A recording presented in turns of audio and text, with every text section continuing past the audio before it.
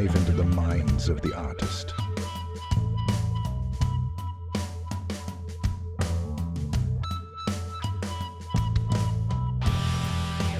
Hello, everybody, and welcome to The Green Room, the show that gives you the dive into the minds of the artist. We are broadcasting you to you today from the Soundwave Music Media headquarters in Mississippi. And today we have on Ryan Garney. Yes, we got him back on, but not to talk about High Desert Queen this time, but to talk about RippleFest. Yes, he has created this festival that's got 6,000 people coming to it. I mean, it's been growing from 2019. This is incredible. This guy has put in the man hours. So we're going to talk to him, man. Without further ado, Ryan, how you doing, brother? Thank you for coming back on the show. And I'm doing great. Thanks for having me, brother. It's a pleasure to be here again. Oh man. Yeah. Yeah. So man, just dive right into it. I mean, walk us through the creation of this festival. How did it start? It's Ripple Fest, so I assume it comes from Ripple Music. But yeah, start right there with that and what inspired you to build this thing. And yeah, we'll walk through the whole thing. Right on, man. It became a brainchild of mine after we agreed to sign. Hydras Queen signed with Ripple Music, and I had seen other quote unquote Ripple Fest. There had been some on the West Coast. There'd been some elsewhere, and I reached out to the CEO of the label, Todd Severin, and asked him, "Hey, how do we get one in Texas?" He's like, "That's up to you." He's like, "I've never done one. Every festival, every Ripple Fest has been band led. In other words, a band has just kind of made it happen." And I saw that the scale of these festivals weren't very large or anything, but I was excited to do something. And then right about that time, the world shut down because of the COVID pandemic, and we were kind of all in a holding pattern. I was determined though that because live music was obviously dead at the time, and musicians all around the world were hurting. And I was like, hey, I've got to do something to look forward to, something that bands and people can get excited for, even though I couldn't really announce it to the people. But uh, so the first Ripple Fest that I put on, uh, I had to I had to postpone several times because I was waiting for the world to open up, and the bands were really cooperative. Like, hey, sorry guys, it's not happening, but we're gonna try. Hey, let's earmark it for 3 more months and see what happens. And then finally, it opened up. Started as a 1 day fest, um, with with all bands were from the Ripple label at the time, and it was really the first time I'd ever done anything like it. So I'd never. What bands played at that beginning So moment? I had Mothership was our headliner, being one of the largest bands that had been signed to Ripple Music. We had a band called Freedom Hawk. My band Hydras Queen, Foster Mother, Thunder Horse. Ooh. I've got the poster on the wall, so I can look to see who else. Um, Bone Church, a lot of bands from kind of all over. It was only a one, Mr. Plow, band from Houston. It was like a 1 day festival. There was not a lot of big names. It was a lot of just kind of like bands I had met after signing. One thing I learned shortly after playing our first couple shows with High Desert Queen, that this was more than just a music scene. It was very much a family. And that's kind of what spawned the idea to do the festival to begin with, is I wanted to give back to the family. I wanted to do something for the scene, especially at that time because the scene was hurting. And Right. because Yeah. Yeah, it was because so, man, COVID came in and blasted us and took yeah, out all the venues and everything. So, all the venues, and a so lot of them never recovered. A lot of bands never recovered. And yeah, so it was yeah. kind of like during the pandemic, booking it was like it was kind of cathartic for myself and for other bands that I was just talking with about playing it, because it gave us this idea that, hey, there's hope, right? We're gonna, okay, Ryan's over here talking about getting, what we're gonna do when this is over. So that's something positive to think about, right? And so that's kind of what we did. And so it was really kind of healing in a way. And then like the first year, like I said, I'd never done a festival before. I had no idea what I was doing at all. No clue, no clue. But the family showed up. it was a small 1 day event, but people were so excited to come out and be a part of live music again because we did do it right after. I'm talking right after the world had kind of opened up. Luckily in Texas, they kind of opened up a little bit earlier. And in fact, a lot of people came from outside of Texas where their states were still locked, shut down, So was that and 2019 or was that 2018? so no, this would have been I started booking it in 2019. So this I have now done 5 years of the festival. So that would have been 2021. There was one in 2019 that I was not involved with. That was it happened in San Antonio, and I was not a part of it. I was actually living in Houston at the time. And then we had so I've done 2021, 22, 23, 24, and 25. There's the five that I have done. Nice. And yeah, it was right. I'm talking. This is right after the world opened up. I did this festival and I had and I enjoyed it so much. I felt a connection with the people who came, and I was so grateful that people did come, and it felt good. Think about how healing it was to see people again and to see live music again and to just interact with people and talk with people who, you know, hadn't been able to See, do what I much. like is even though it has a big festival vibe, it still has a family vibe to it. Like it's Oh, still like very cool. 100%. How did you like how did that initially start? What I, made you want to make it different from just, I, I've had I've gone to several music festivals. I've been lucky enough to play at a lot of really cool music festivals, and I've kind of taken my notes, even though I didn't know I was taking notes because I never knew that I'd be a festival curator. I had no right, idea. But I'd always be like, man, that's one thing I really like about this festival, or something that really sucks about this festival, right? And like some of the things from just a festival layout standpoint was, like having no band overlap and not having. I didn't like having to make a choice of like, oh, there's all these great bands I want to see, but oh shit, these bands overlap. I gotta go. I can only catch this band, or I can only see part of this band. I couldn't stand that about some festivals, and so those are some of like the logistical ideas I had. But honestly, the family thing, um, I mean, it. It really resonates because it's kind of who I am. I don't really know if there was ever a decision to say, hey, let's do this from a marketing standpoint. It just evolved to that. I had a good person who spoke to me about that. The man who does the Mad Alchemist, he does our Liquid Light show. He's an amazing dude. He's got to be in his 70s. He's been doing this for decades, and so he's done festivals. It's what he does for a living. That's his only job. It's what he does, right? He's an artist and he does his liquid light. He's been doing for, since the 60s, I believe. And he paid me a huge compliment saying like, after year one, he was like, I really enjoy the vibes here. And I was like, really, there's a lot of good people here that are in the scene, and which that's a huge part of it. But he paid me a compliment and said, "Well, it's from the top down. He's like, you kind of resonate this good vibe." And I always appreciated that. And after that, when I did year two and three and four, and ever since, I've really like taken pride into that. And I did feel like because year two, I saw the same people, but it grew. And I think I made a comment like, the family's growing. And I realized that every year the same people were coming, and like it truly is become a family reunion. As I've gone to other festivals and other shows, and as my band's gone on around, I see people and I feel like they're family. Like I go up to them and I hug them because I'm happy to see them.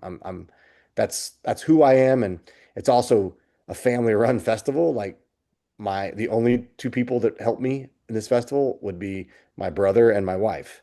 And so it truly is like a family wow, run yeah, yeah. operation. And so, That's this but right here too, man. Yeah, yeah. yeah, That's how we exactly. got to do this. If there's only that's the thing that a lot of people like fans don't understand. They're just like, why is my band not huge? Because there's Yeah, not yeah, yeah. just this big envoy of some like venues or media support, and that's what we're doing. That's what you're doing, man. Yeah. So where do you do these things? Like what venues? Um, do you Yeah. hold this festival at? So yeah, year one, I held it at a festival or at a venue called the Texas Ski Ranch. It's between New Braunfels. It's kind of like it's technically in New Braunfels, Texas. It's between Austin and San Antonio. Ideally, it was a great spot. It had these vibes that I wanted. It was a big, huge room.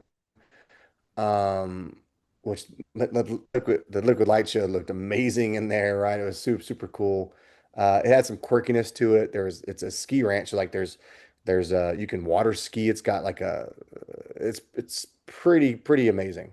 But from a logistical standpoint and from a standpoint of how did it sound, I wasn't 100% happy with it, so I went looking for other venues, and I put together a couple cool shows at this venue called the Far Out Lounge and Stage in Austin, Texas. I love the location. It's South Austin. I met the owner, Yeah. super good people. And I was like, okay, I have an idea to do it to here. And I sat down with them and I kind of explained my vision. Like, look, I'm gonna ask you for favors because this is a very large, really rad venue. And I'm gonna ask to block it off for, a long weekend. And I'm not gonna be packing it in with you know, as many people as you probably could but I do feel it will grow to become that. And it has evolved to that. They have faith in what I was doing and That's all it takes. I That's all love it what they takes. do. I love what they do. They're good people. They're not part of any one of these large whatever you want to call it, corporations like Live Nation or anything like that. It's an independent venue and they're trying to do it organically, just like I'm doing my festival organically. And so we've worked it to try to make it a win-win. And I love the venue. It allows me to keep the vibes like I want. It's outdoors, it's peaceful, it's got a lot of So room it's for you to open spread air. out. Yeah, you're open air. You never feel Sound like can it's travel. crowded. It's not bouncing off. You ain't got echoes and Yeah. reverbs that you're not looking And the for. sound and the sound and stages there they sound they're the best in the city by far. So Wow. I love doing it there, and that's why I plan on doing it there as long. I don't ever want to outgrow it. Like I don't ever want to get Right. there's that fine line till Just you do get two. Just do two. Do another yeah festival at another yeah point in the year. There ain't no yeah. reason to outgrow it. Yep. hmm You're I love it. So, I mean, we could talk about so much stuff here. You yeah got the fest Greenleaf. We'll have to come back to that. But like, yeah the so lineup I'm where excited does it about yeah move from that second event there? So that was where you held this the yeah. So year two I moved basically into South Austin to the Far Out Lounge. I actually did all 4 days at the Far Out Lounge. My second year, and even the third year, I believe, if I'm not mistaken, I did as well. And I kind of started to notice things. No, I didn't. I guess after the second year, I realized, no, yeah, I did. So second year, I did all 4 days of the Far Out Lounge. It was also in July, very hot, and I decided to push it back to a later point in the year to kind of give us some relief from the heat.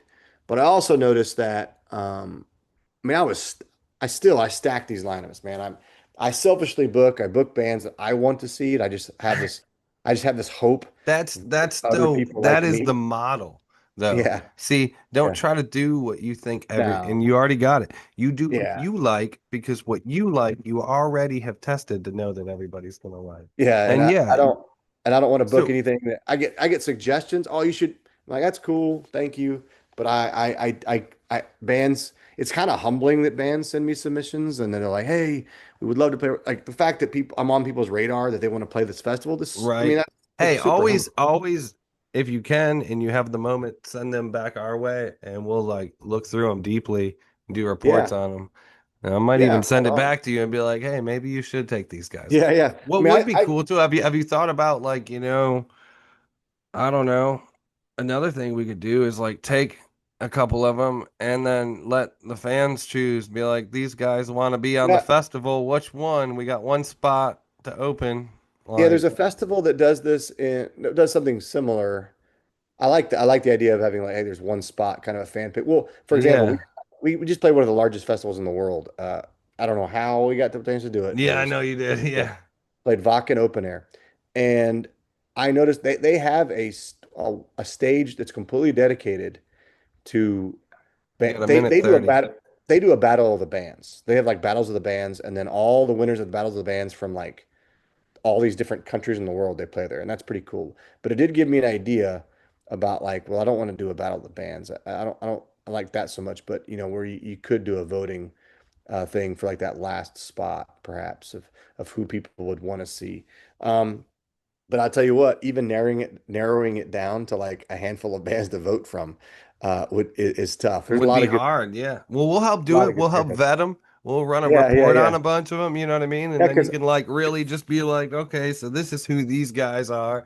Man, that would be yeah, cool and it would be because fun. It'd be fun for the fans and it'd be a good promotion too. yeah, I agree. I agree. And even though I say I don't take band submissions, bands send me all the time, and I actually listen to all of them. So it's not like, It's not I'm like a, you won't make it on there. It's yeah, just like we're there are gonna bands put who the sent me best submissions. bands that we're hearing out on this festival. We're not gonna just put anybody who signs up. Yeah, there's bands who've sent me submissions, and I don't take submissions, like I said, and I've listened to it and gone, oh crap, this is really good. And then I've done my homework on them and then I've booked them because I don't I have kind of like this. Some people ask, you have a criteria, and I guess I really do that I didn't know I had a criteria, but as I've done this long enough, I tend to book things, obviously that were the Right. one thing that I like it. I've been fortunate enough to be on the road a lot with High Desert Queen. So I've seen a lot of these bands. And that's a big one too. If I've seen the band and I know that they don't just sound good on a record, but sound good live. But obviously, with the world of YouTube, I'm able to like look at YouTube videos too. Sometimes Right. if I find a band that I really dig, like I had a good buddy of mine, Stephen Bishop, who sings in Thunder Horse. He made, Absolutely. Hold that thought. We're gonna run out yeah. to a break. All And right, cool. everybody, No problem. support the Soundwave store, support High Desert Queen and RippleFest. We'll be right back. A glimpse behind the scene. The Green Room. If you're a guitar player and you're looking for a great new acoustic guitar or custom guitar, check out Zager Guitars. They support us here at Soundwave, but not only that, they make excellent, excellent guitars. Check out ZagerGuitars.com.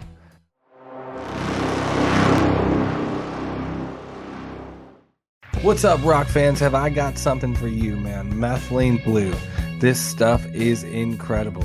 And it's not just about the energy, but how well it does for your body. It gets things past the blood-brain barrier, all this stuff, but it's going to give you primal energy.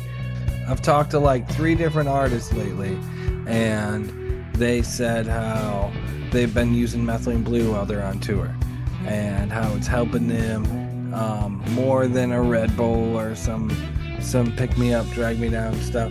But this stuff gives you the best energy. Don't take it if you're on SSRIs or antidepressants or any of that stuff. Consult your doctor before taking it and do your own research. But I am telling you that I have experienced some healthy energy with Methylene Blue.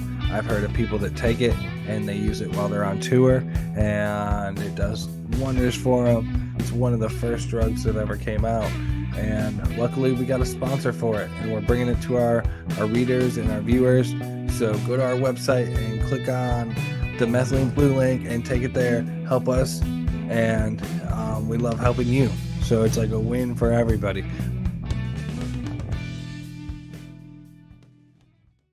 We would not be doing any of this without our friends at DistroKid. If you are an artist or a new musician trying to get your music out there on all the big platforms like Spotify and iHeartRadio, go check out DistroKid.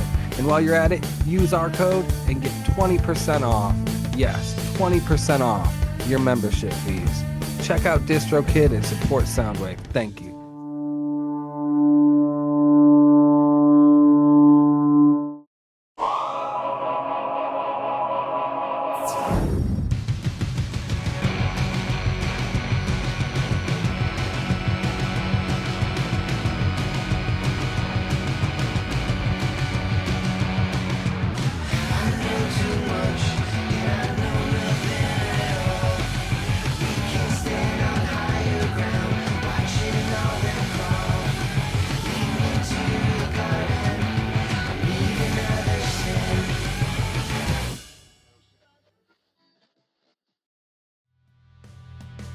The Green Room.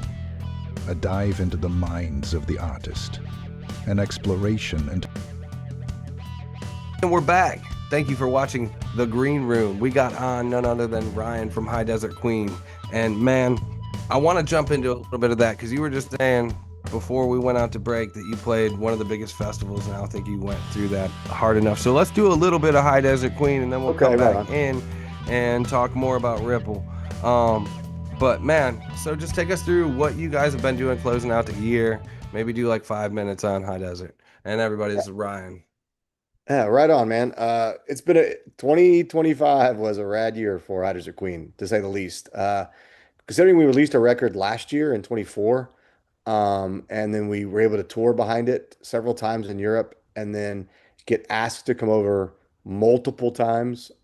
We went over 3 times to Europe alone in 2025. Was really, really, really cool. But then having the ability to play some major festivals, like a Wacken Open Air, like a Reload Festival, some of the largest festivals in the world, is truly humbling. There's no rhyme or reason on how, and people are like, how'd you get that? How'd you get that? Uh, I don't know. Working hard. Yeah, Hard work is how we you we get that. we These played in guys front of are a playing all the time. They don't take a yeah, break all right. year long. Like, and if We you're played not in doing front of the that, right you're people. building Ripple, you're doing all these other things.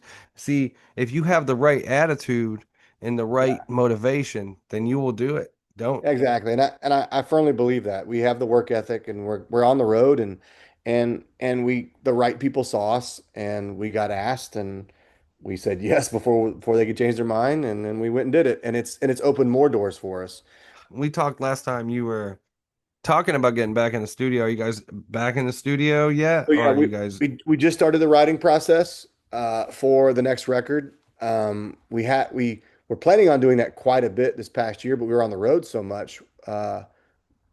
We didn't, but it was a blessing to be able to tour that long and that much behind our last record. That felt really, really good.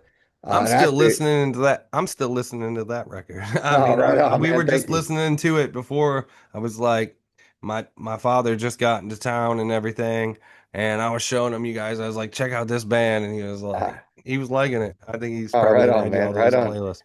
But So yeah, so but we are in the writing. We're doing the writing process now. We're off the road. We have nothing planned to be on the road for any time very soon. We kind of have a little bit of downtime. There is the holidays involved, but in that meantime, we are going to hunker down. We've got some ideas. We're going to try to go out to a remote place, just like block off a week, not even in a studio, just to go off to somewhere off. We're talking about out in the desert somewhere, maybe West Texas, just no cell phones, just plug and play for a week and just kind of let the creative process flow. have you guys ever thought about, um, Queens of the Stone Age? They used to do these like parties out in the desert with Yeah, the generator parties. yes, yes. And that's kind of Yeah. like what created the whole. Have you thought about doing some stuff like that or like even Well, shooting a ironic. music video like that or Well, ironically, we went on tour with Fatso Jetson, and Mario Lally is the man who created the generator yes. for all bands like Caius and these bands to become a band. And he and I have had some long conversations about how we feel there could be a movement going back towards that, where the DIY thing is something that's, I mean, right now it's no mystery. Venues are hurting, live Yeah, music stores yeah. are hurting. Yeah. And it's a Um, lot cheaper to buy your own beer and go to the desert and listen to an yeah, awesome band. so the DIY thing, I think is definitely something that's going to happen. We've had a chance to play a party out in the desert. We played a big it was a big garage party. Someone had like 5 acres and he throws a party in the garage, but bands like Fu Manchu and Caius have played in this garage. So it Wow. was pretty rad. Legendary But garage.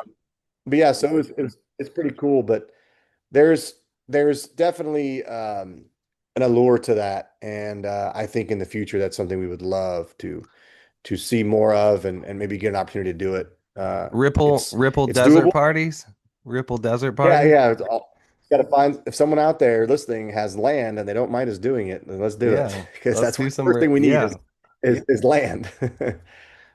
Oh man. Yeah, that would be a lot of fun. That would be a lot of fun. Oh, I it'd be mean, a blast. You pull so so yeah, much and about energy that with Fatso Judson, from the yeah, desert. if slide after the show, we're gonna have to talk. I want to get them on and talk to them. The Yeah, yeah, legends. yeah. They've been Yeah, doing this Mario's a stuff. legend, and he's such a Yeah. good human being. He would be happy to be on. Yeah, I'm well, just oh man. And it would, yeah. And we just keep building. So speaking exactly. of building, so after the second event, when do you Yeah. start to feel RippleFest pick up steam and you're like, ooh, you know, Um, it was probably uh year three was kind of a hurdle. Uh, I've never made any money doing any of these. In fact, I've done much more of the opposite. But same. year three was the first time that I think I felt like because I went all in on year two. We went on a big budget. My brother and I had both sold a house and we had some money in the bank and we're like, let's do this. I bet we can do this. And I mean, we did it, but we lost our ass, but we didn't feel like hanging it up. I felt like, so year two was special in the sense that we lost money and it was kind of disheartening at the when we found, when we got the numbers at the end, it like really hurt. But we were at the same time, we're like, man, we threw a rad party. We threw, we basically had a wedding for daughters we don't have. Like You made we had it a lot of people memorable. come out. Yeah. Yeah. Yeah, I mean, a lot of people came out, had a blast. People were asking about when, about the next year. I was like, okay, we're on to something. I just, and I wanted to do it as a, hey, and that third year was pivotal because had we lost like we had the year before, there's no way we'd still be doing them. I had to, like I said, I didn't know what I was doing. I'm learning as I go, and I got a little bit smarter and a little bit better at certain things, and I was able to, I mean, not lose as much money and be like, okay, I see the process here. To me, it's all about the love that's being spread and the families is gathering and people are looking forward to this festival and I don't want to stop it. I had to find every single Right. way I could Even stop. though even though it's a heavy music festival, heavy Yeah. music in a lot of ways was birthed from, well, none other than the Beatles. Helter Skelter. Yeah, It's yeah. a very heavy I'm song. telling you. But if you go back Yeah, to John, man, John is like one of the leaders. I would say one of the like gods of rock and roll or the leader. All you need is of love. And course. like if it's not about the love, then it's not a good time. Yeah.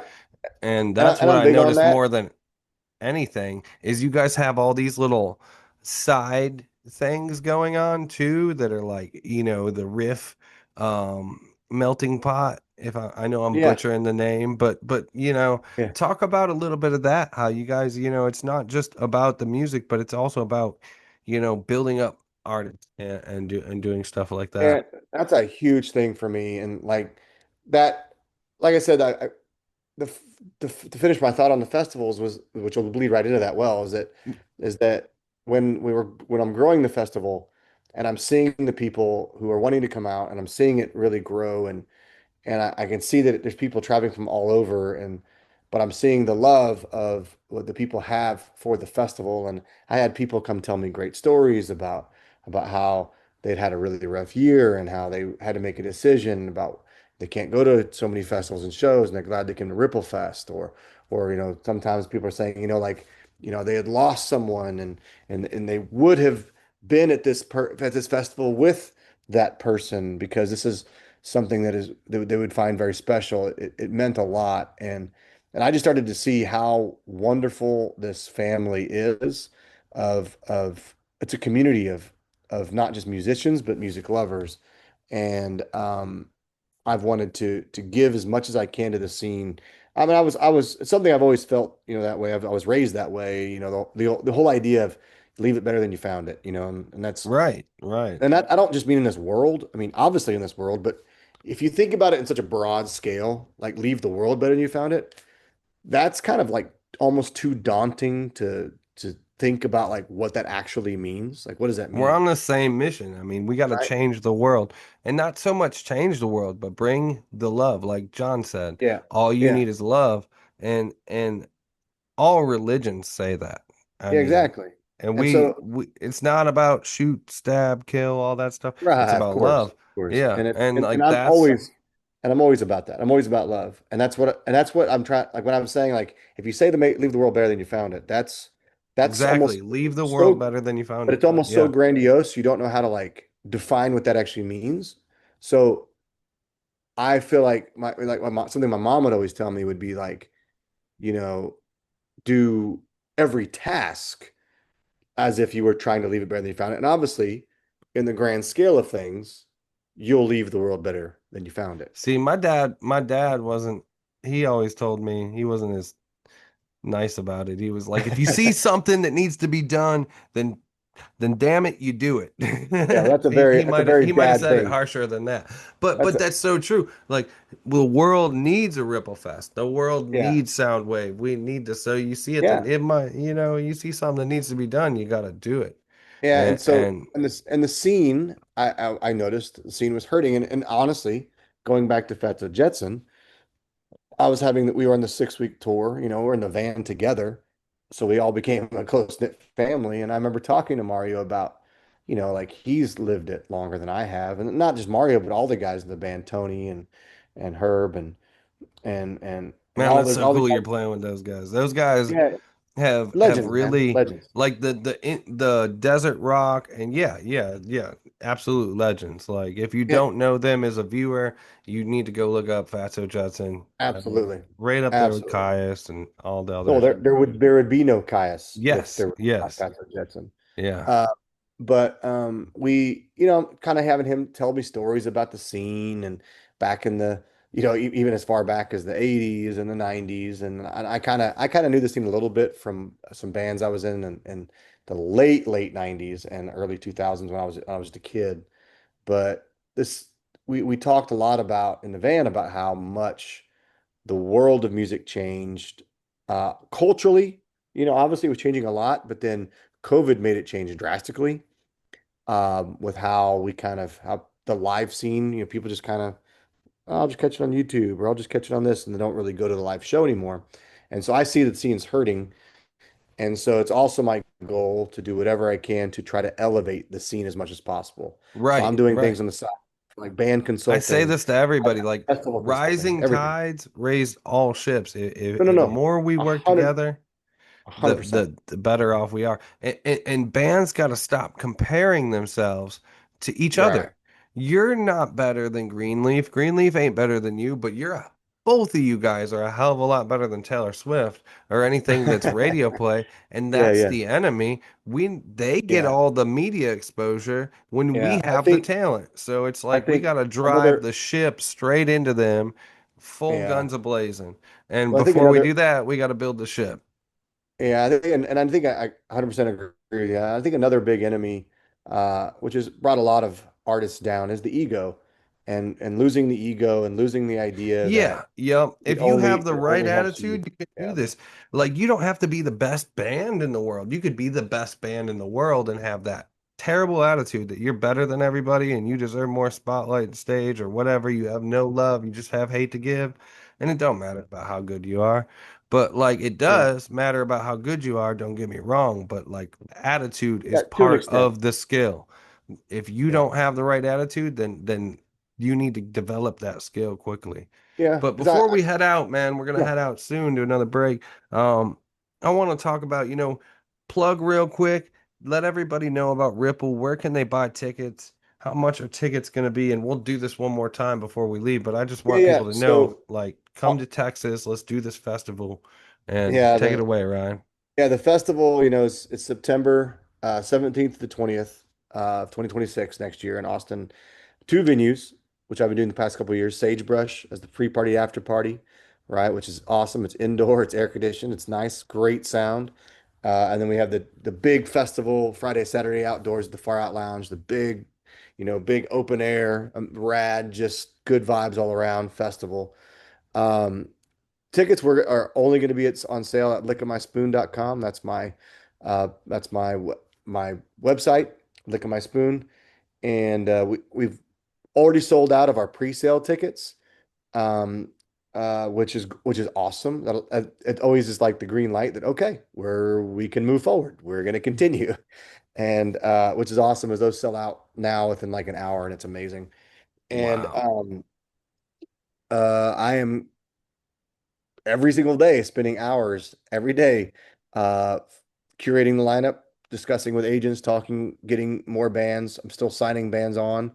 It's almost all the way booked. I just, I've always got to tie in loose ends, and I'm real big on curating things. Like I have massive lists of bands depending on what band agrees, then what band fits, and I, I'm Oh yeah. I'm I want to curate it. I don't want all of it to sound the same. I want it to fit. So I'm really big on that. And tickets will continue to go on sale. I will release some more tickets. My goal right now, if all goes as planned, would be around Christmas time. And awesome, dude. That's killer. And I mean, get the tickets.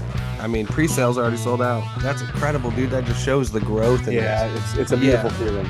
But I want to man. announce more bands around in Oh yeah. December. And so We're then gonna I'll talk about one of the big bands coming up. We're headed out to break right now. Man, cool. Ryan on with RippleFest. Everybody take a look at RippleFest. We'll be right back. Thank you so much. A glimpse behind the scenes. The Green Room. What's up, rock fans? Have I got something for you, man? Methylene Blue. This stuff is incredible.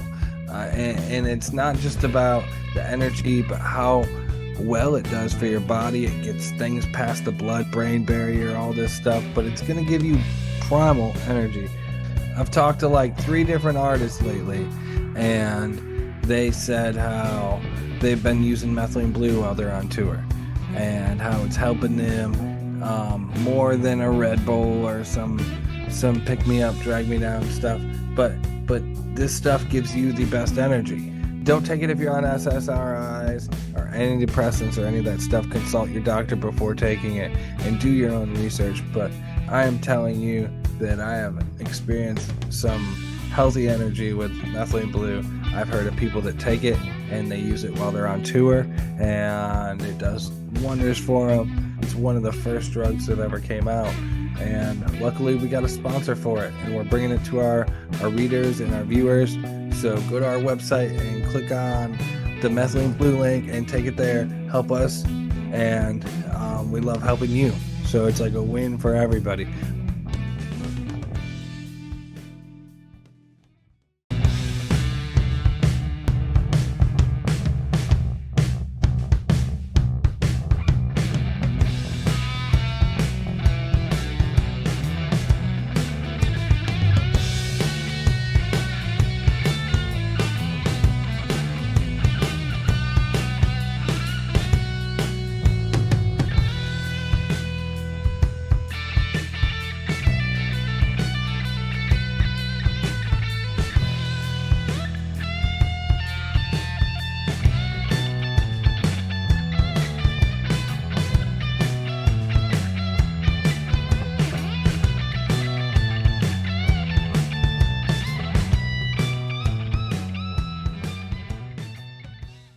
We would not be doing any of this without our friends at DistroKid. If you are an artist or a new musician trying to get your music out there on all the big platforms like Spotify and iHeartRadio, go check out DistroKid. And while you're at it, use our code and get 20% off. Yes, 20% off your membership fees. Check out DistroKid and support Soundwave. Thank you.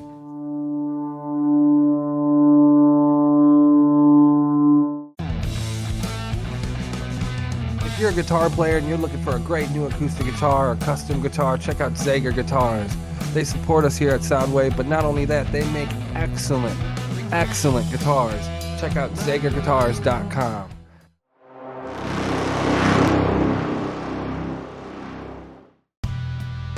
A glimpse behind the scene. The Green Room. Yeah, welcome back to the Green Room.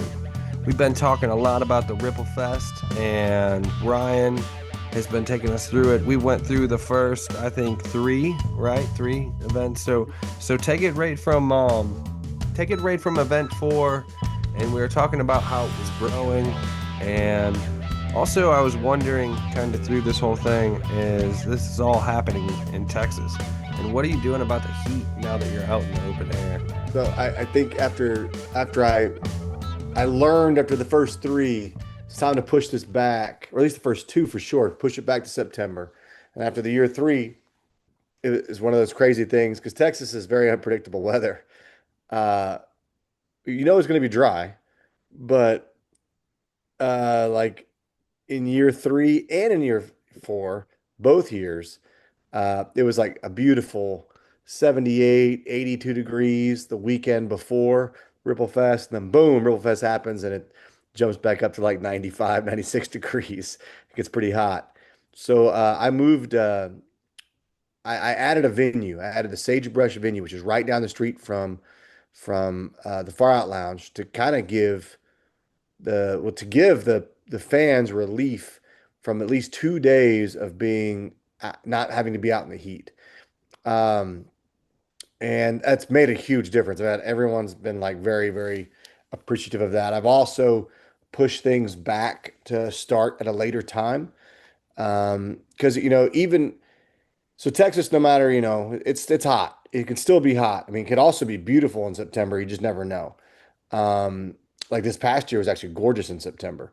But but it also, but then the weekend Ripple Fest it could be hot. Who knows?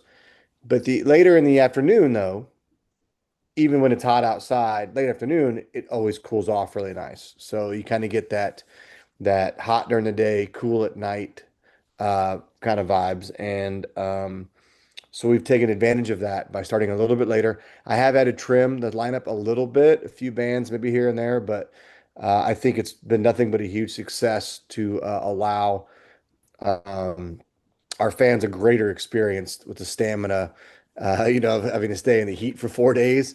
We got 2 days indoors in the air conditions, and then the other 2 days are outside in cooler temperatures at cooler times. Fire Out Lounge is awesome with massive, massive trees and lots of shade and ways to avoid the direct sun, which helps a lot. And we're continuing to make improvements towards that.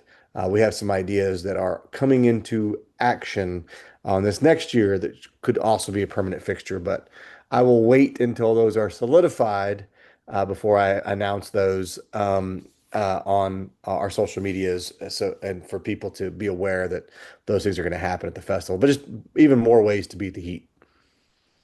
Heck yeah, man. There's So, also more important. There's always free ice water at all times. oh man, really? At So, all times. so you Yeah. guys don't only have like a hydration station, but it's not. I remember back when I was younger, man, we'd go to Warp Tour and it'd be like $4 for a water and you'd be dying. And it's No, like, no, no. We're not that's, playing that game. I mean, we have the sparkling water inside and stuff if you want to pay for it and you want it, that's great. But we are going to give everyone there the opportunity to drink and stay hydrated for free. There's no reason why we should not do that. That's part of what we believe in and we know it's can be warm outside. So, and if you're gonna be drinking alcohol and things like that, you should probably be mixing in some water as well to stay yeah. hydrated. Yeah, I've been to Texas many a times, and if you're Yeah. not drinking water, it don't matter what else you're drinking, you're dying. Yeah, So exactly. you guys got the psychedelic light show. Yep. You've got your hand on the pulse of desert rock to just bring in some of the gnarliest bands. How did 2025 go? Oh man, this past year was fantastic. I've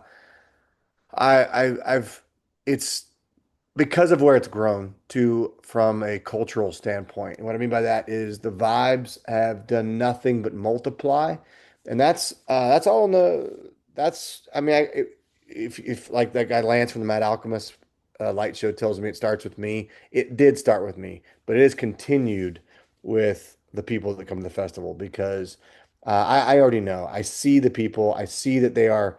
Hey, you need to go to this. They're the ones spreading the word. You need to go to this festival. They're bringing their friends. This is the best vibe. It's a family reunion. Come be part of the family. I've seen that kind of take on a life of its own. It's something I truly believe in. And but the people are the ones that have. This is their festival. It's not mine. You got I'm Doom just putting it charts together. that have came in too. Right. You got the riff workshop going. Yeah, there's been a lot of people. It's been great, and I keep my doors open to people like that who are helping the scene. Like, hey, we Right. want to cover the festival. I'm like, please. I mean, it's only going to help you help me, but really, it's going to help the scene Yeah, it entirely. helps everybody. Like, Yeah, so I'm all about that, and I'm not going to be getting greedy and trying to count penny because I'm never going to make it to this. I'm never yeah, going to. yeah. If I'm, This if is I'm doing this to make money, I'm in the wrong business. right. Uh, put all the Should have hours to joined put it. pop culture and sold your Yeah, soul. yeah. I could But start selling. I could this start is doing this different is bands. about keeping your soul, and the more we band together and do this, like, and people start to realize too that it's just not for the fun, it's for the love, and that Yeah, giving the world love is really important, especially around a time now that everybody's like, are we about to go into a new world war? All yeah. this stuff. There's You know, there's we gotta drive the positivity up and and give that's people, a point I want to make too is that I mean there's probably in my lifetime we've never been so divided as a people as a culture in my lifetime. Um, and I think that there's the arts, be that music, comedy, film, whatever it might be, actual art, paintings, that they are the common denominator that everyone, no matter what your creed, color, whatever, right? uh, political stance, we can all agree on art, or we have an appreciation for art, and it breaks down all those barriers and walls. And I know that there's people at my festival that may not agree on everything in the world, but it does not matter. They No, agree on, because we're all together for one reason. yeah, Yeah, they agree on one thing, that it's all about love and it's all about music. And that yeah. festival is all about that. And I think this whole community is about that. We lose sight of that sometimes.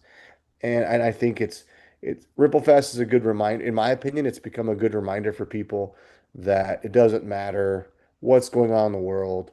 We're going to share those 4 days with each other. And what's great is there's other festivals that have spawned and going on around the country that I'm actually helping put on. And some would say that's your competition, but like we said earlier, no, it's not my competition. No, It's yeah. helping the scene.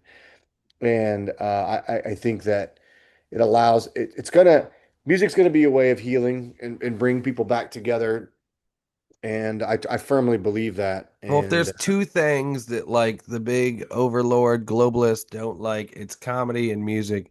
And I mean, you look yeah, at any religion, it usually starts with songs, and then yeah, songs get people to worship something. I yeah, mean, so your life starts with your time signature, which is your heartbeat. yep, You get your 4/4. Um, and so it all begins here. And I mean, yeah, we start absolutely. pushing, and somebody might get their head taken off for it one day, but Yeah, we it's just it's keep very pushing. it's And I true. mean, But I mean it's something that we believe you got in. to And be you got to be willing to get your head. Jimi Hendrix, Janis Joplin, those guys were willing to get their head took yeah, off for it. So like absolutely. we just got to be willing. So like, what's some of the most exciting moments for 2025, do you think, that really Uh, like just blew your mind and was like, I never thought I would create this? well, what's really cool.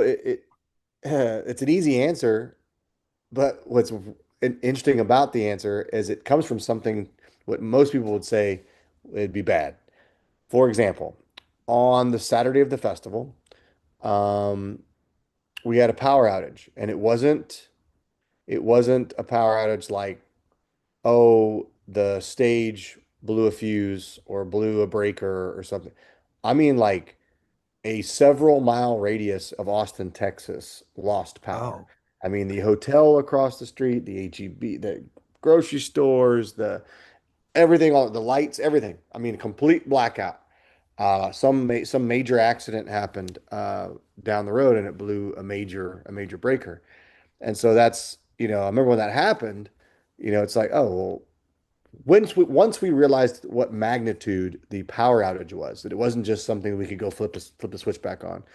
Because we've had breakers blow before, and then 30 seconds later we're back in business. But it was like, oh, this we don't know how long this power is going to be out. And so I'm getting together with, at the time, I'm sitting down with my brother and we're kind of like brainstorming because I have contingency plans as part of the planning process. Like what happens if we have some weather delay, lightning delay, whatever. I have all these contingency plans for like, what the how we'll move the set times around. But when we're dealing with an unknown, it was a little bit scary. But I remember in the midst of that, I do amazingly I do tend to stay pretty calm during the situation. And but what helped it because I mean I'd be lying if I didn't get a little bit stressed. And I'm sitting there talking to my brother like, all right, this is what I think we can do. I I don't took see you getting stressed. I don't know. I didn't It's like weird not because to like like I've seen you on the front of stages of like these oceans of people festivals. So like he just don't get stressed out. That's just how I it is. wasn't and I was calm. I was like I was worried about He's stressed out. He says, "Oh shoot." yeah, I was worried about the people. I wanted the people to have an experience and I was more nervous or worried about the bands not like I wanted them to be able to play. But I remember there was a moment where I kind of looked around when we're brainstorming of what we can do and I looked around at all the people at the festival and there was not one person complaining. Not one person angry. Everybody was talking. They were talking to each other, which is a beautiful thing in today's history, not staring at Let's their phone. spend the next minute right now Yeah. talking about that. How cool is it to see this thing that you've created is getting people out of like the phone face Oh man. mentality, talking to each other, bringing people together. How cool is it that you get to work that love gets to work Yeah. through you and bring that together? It's the most rewarding thing possible. It's the most rewarding thing that could possibly be. And I remember just looking around and seeing all these people talking and catching up, and it made me realize, that with, I have no band overlap. But what I do sacrifice in that is that it's band, band, band, like no bricks, it's band, band, band. And I realized, holy shit, everyone is talking and getting to like catch up. And I remember going like, you know what, no matter what happens here, no matter how long this power outage is, this is really rad. And this is something that I'll remember. So do you get up there and like introduce any of the bands or any of that or I do any haven't kind of yet. thing? I've actually had people ask me if I would do that at times, but I think you should. um, I think you should do like a opening maybe or a closing of the night I and think I thank think everybody uh, for I coming think out and thank the I think for bands. I think it'd be sure really cool. And people I need get to a know that chance to you're do. behind this. Yeah, and there was a deal where for a while I almost didn't want to know anybody to know that I was behind it. Yeah, Um, yeah. then it got to be a point where it was kind of a well, I mean, people figured it out. I still have every festival every year. Someone's like, "Oh, you're the guy who put this on." Like I didn't know that. Yeah, right, right. And they may have just known me Cool. from High Desert Queen. But and I kind of had some fun with that this year. I made a joke about it because I made a joke about it on stage because I do get a chance to thank everyone because my band does play the festival, and I make it a point to say thank you to everybody. But the thing is, I do that to every single person throughout the weekend. I try to talk to every single person Well, individually. hey man, how about this? We're coming up on the end of the show. We got like a minute or two Yeah, left. Go ahead, yeah. say some thank yous, and then I want you to plug hardcore and let everybody know everything, where it's gonna be, when it's gonna be, where they can buy merchandise, and then also maybe add in a little like, little tidbit of what they can do for High Desert Queen too. Yeah, right on. Yeah, I'm so appreciative to be involved in the scene and to be able to be in the position that I am to throw a festival and meet all these amazing people that I can call friends and family for the rest of my life, no matter how long RippleFest continues to go. So I'm truly grateful and thankful for that, and the amount of relationships that I've made, and uh, that speaks more than money in my wallet ever will. And it means a lot. It truly means a lot to me. And I hope that that continues and that we add more people to the family every single year. And this year is going to, in 2026, is going to be, they've gotten better every year, in my opinion. And I think it's because of the vibes and the people. and I think it's going to continue to grow. But I'm even more excited about the lineup that I have this year. Bands that I've announced already, like Greenleaf, Freedom Hawk, High Desert Queen, Daley Thompson, Kal-El, Solace, Robots of the Ancient World, Thunderhorse, Baracho, Blue Heron, Plain Drifter. That's all I have announced, but I have so many more bands. I have so many more bands coming and bigger bands that, I'm excited that I've even locked them in, but just haven't announced yet. Some I can't announce just yet because they're on the road or they're doing other things. But some, I will. And all those tickets, like I said, will be available at lickofmyspoon.com and follow Lick of My Spoon, follow RippleFest Texas on social media. High Desert Queen's going to be in the studio soon and writing a new record, and we'll be getting on the road. We have plans to tour the U.S. extensively in 26 because we know we have neglected the United States. We have toured Europe so much. We have kind of neglected touring the U.S., and we're aware of that. And we made it a point last year to make plans for 26 to be all over the U.S. So hopefully we get a chance to see all my RippleFest family that I've seen at RippleFest Texas in Austin every year, every September. I hopefully get to see them and hug them on the road as well at their local show. They can show me what's cool about their town and where they're from. I'm looking forward to that. So one more time, where can they get the tickets? What's that website? lickofmyspoon.com. That's where all the tickets will be available. All right, everybody. That does it for this episode of The Green Room. We thank you so much for watching. Head on over to the Soundwave Music Media Store. Buy yourself a t-shirt. Support what we're doing here. Support RippleFest. Support High Desert Queen. Support all these bands on this venue, on this ticket. And we'll keep it coming to you. Until next time. We'll see you. The Green Room, a dive into the minds of the artist.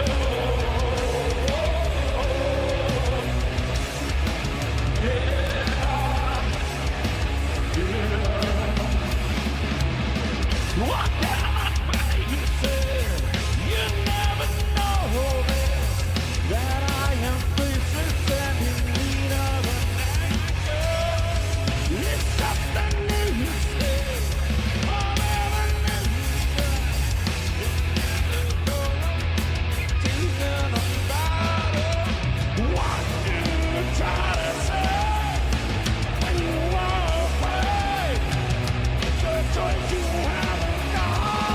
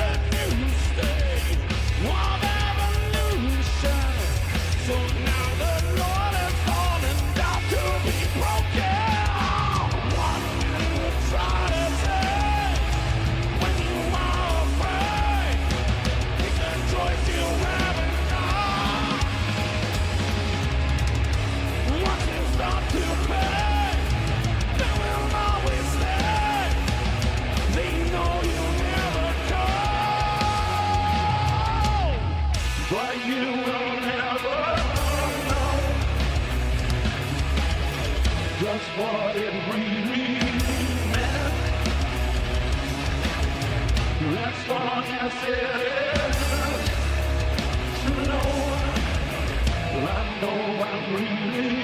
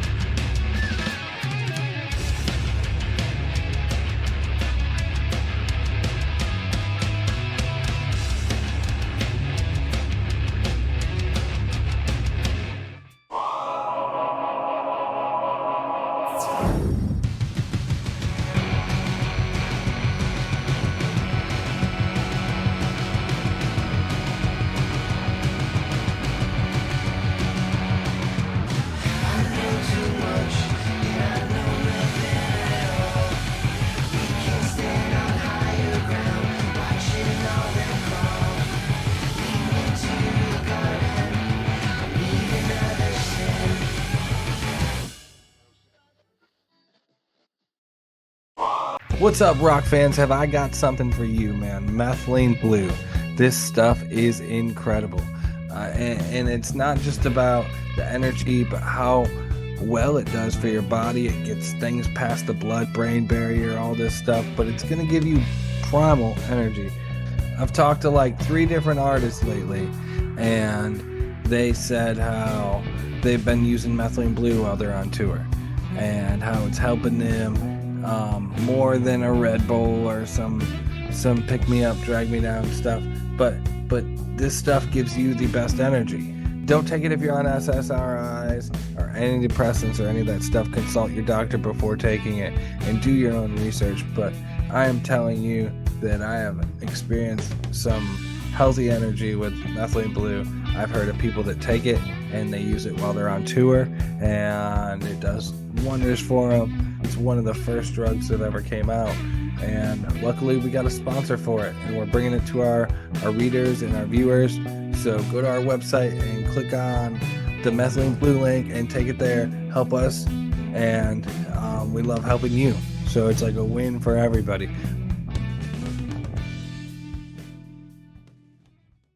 We would not be doing any of this without our friends at DistroKid. If you are an artist or a new musician trying to get your music out there on all the big platforms like Spotify and iHeartRadio, go check out DistroKid.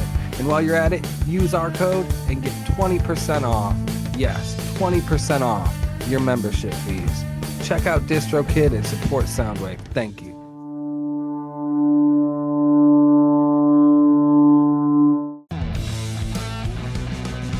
If you're a guitar player and you're looking for a great new acoustic guitar or custom guitar, check out Zager Guitars. They support us here at Soundwave, but not only that, they make excellent guitars. Check out ZagerGuitars.com.